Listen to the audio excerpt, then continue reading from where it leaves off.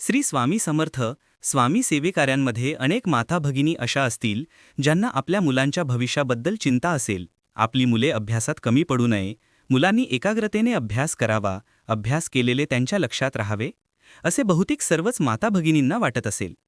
तर आजचा हा व्हिडिओ अशाच माता भगिनींसाठी आहे.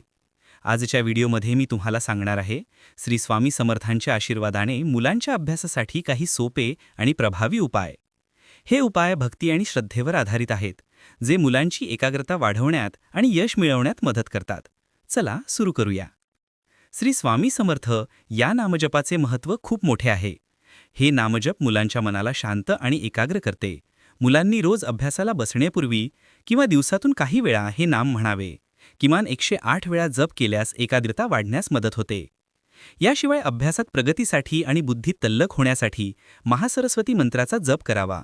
मंत्र आहे ओम ह्रीम क्लीम महासरस्वती देव्यै नमः. मुलांनी रोज सकाळी अभ्यासाला बसण्यापूर्वी हा मंत्र श्रद्धेने म्हणावा. हे करून बघा, फरक नक्की जाणवेल. किंवा मंत्रजप शक्य नसल्यास रोज सकाळी स्नान झाल्यावर मुलांनी स्वामींच्या प्रतिमेसमोर किंवा मूर्तीसमोर हात जोडून प्रार्थना करावी.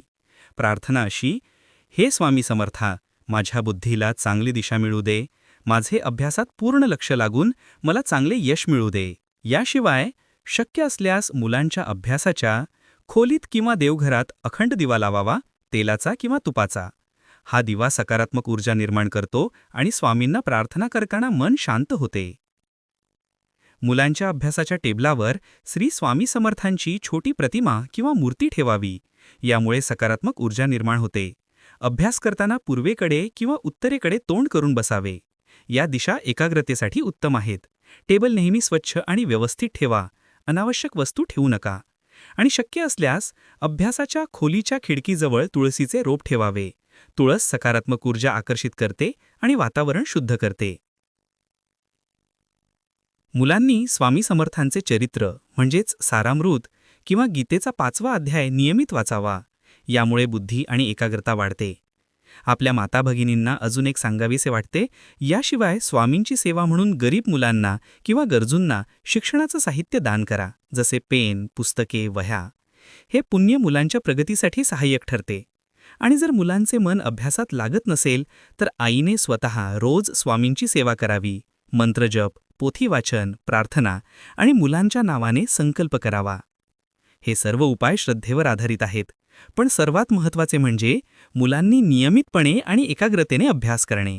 स्वामींची भक्ती त्यांना सकारात्मकता आणि आत्मविश्वास देईल. हे उपाय तुम्ही ट्राय करून बघा आणि कमेंट्समध्ये सांगा कसा अनुभव आला. जर हा व्हिडिओ आवडला तर लाईक करा, सबस्क्राईब करा आणि बेल आयकॉन दाबा.